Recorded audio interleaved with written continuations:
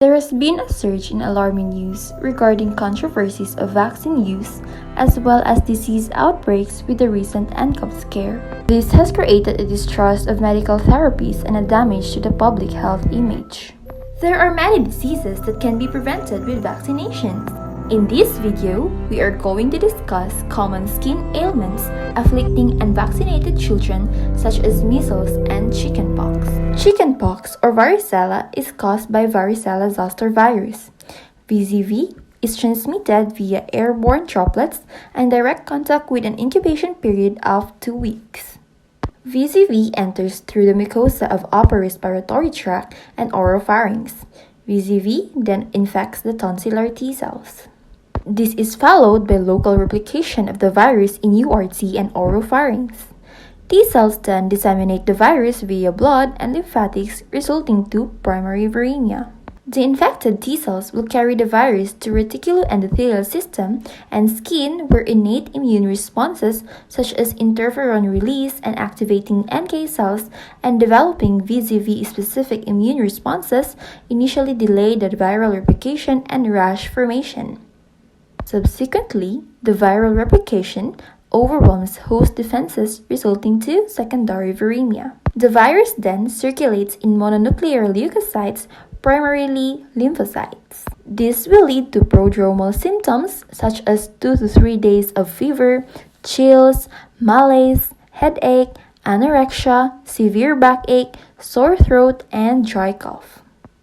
After this, the rash begins to appear on the face and scalp and spreads rapidly to the trunk with relative sparing of the extremities. The progression of these skin lesions is rapid and occur in less than 12 hours. Initially, they appear as rose-colored macules, become papules, vesicles, pustules, and then into crust. There is a simultaneous presence of lesions in all stages, and as new lesions appear, fever persists. The crust then fall off spontaneously in 1 to 3 weeks. Subclinical infection may also occur after the appearance of prodromal symptoms. Vesicles appear in mucous membrane of the mouth, nose, pharynx, larynx, trachea, gastrointestinal tract, urinary tract, and vagina. Afterwards, host immune responses terminate viremia and limit progression of varicella lesions in skin and other organs. The patient will then develop cell-mediated immunity that persists for many years, protecting the patient against severe infections. However, there could be a reactivation of the virus in the presence of risk factors such as immunosuppression, local trauma, and irradiation, leading to a more severe form of disease called herpes zoster.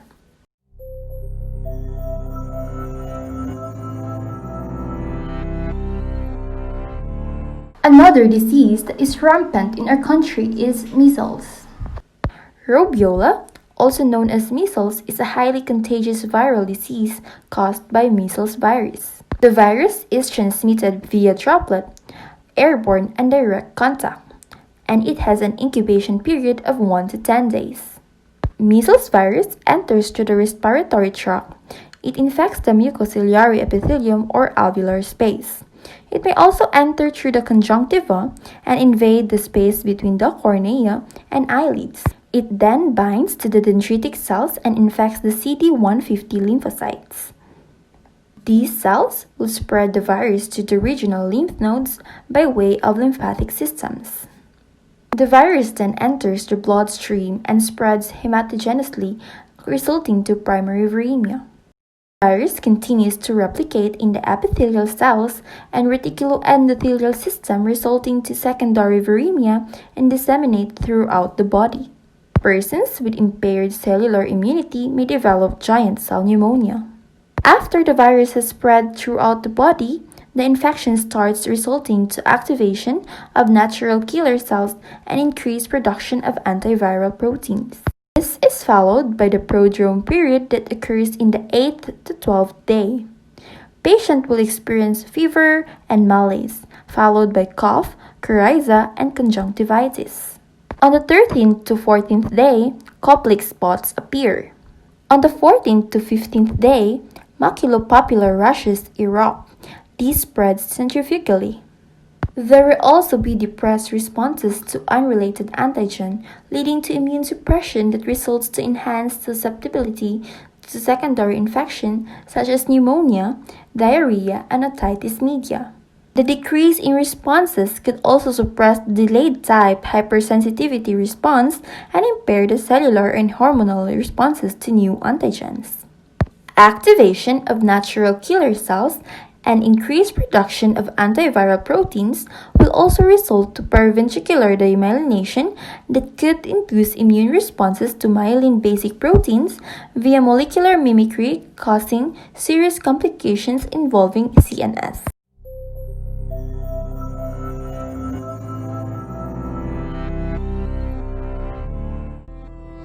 Although such childhood diseases may be alarming, these are largely preventable with simple vaccination programs. Our objective is to improve vaccination awareness by conducting a health lecture in order to curb this misunderstanding. Our target audience are mothers, as they are the decision makers regarding vaccinations of their children. Our group organized a public health lecture that provides basic information about vaccine, the common beliefs and stigma that comes with it, and basic information regarding viral diseases that are rampant in our country, such as measles and chickenpox.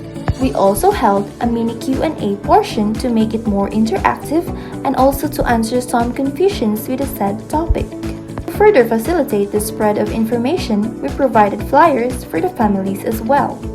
Vaccines are not the enemy, and we are inclined to break the rising public stigma with our advocacy, Bakuna para sa atua.